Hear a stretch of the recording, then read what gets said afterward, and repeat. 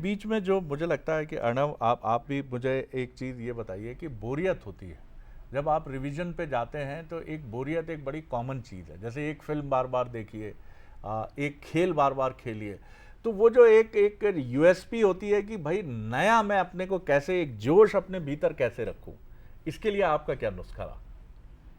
Sir, मेरा तो एक रूल था कि अगर दिन के पहले 6 घंटे बोर हो रहा हूँ हाँ। तो अलाउ ही नहीं करना है अपने आप को कुछ और भी हम्म। करने का। हम्म। तो उससे दिन का एटलीस्ट पहला हाफ यूज़ आ जाता था। हम्म। अगर सेकंड हाफ में बोरियत होती थी हम्म। तो मैं स्केचिंग करता था या स्विमिंग करता था या कुछ एक्सरसाइज कर लेता था। हम्म। तो पढ़ाई से हट के कुछ भी जिससे थोड़ा इंटरेस्ट आ जाए या फिर माइंड हट जाए, हम्म। फिर से उसमें बैठता था और फिर कोशिश करता था कि दिन के एंड तक रहूं। लेकिन हाँ जी। मतलब कोई कोई ऐसी चीज हमें करनी पड़ती है जो चीज हमारी इस बोरियत को, समीर आप क्या जोड़ना चाहेंगे इसमें?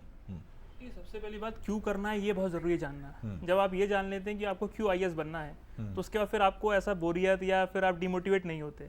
आपके दिल में ये होना चाहिए कि आपको क्यों आईएएस बनना था, आपने या क्यों आपको एग्जाम क्लियर करना था। तो ये तो प्रोसेस है। एक बार आपने डिसाइड कर लिया कि मुझे कुछ बनना है, तो प्रोसेस में जो उतार चढ़ाव आएंगे वो तो आपको उसका पार्ट होना ही पड़ेगा। मैं इसको परेशानियां नहीं मानता, मैं तो इसको जर्नी मानता हूँ एक।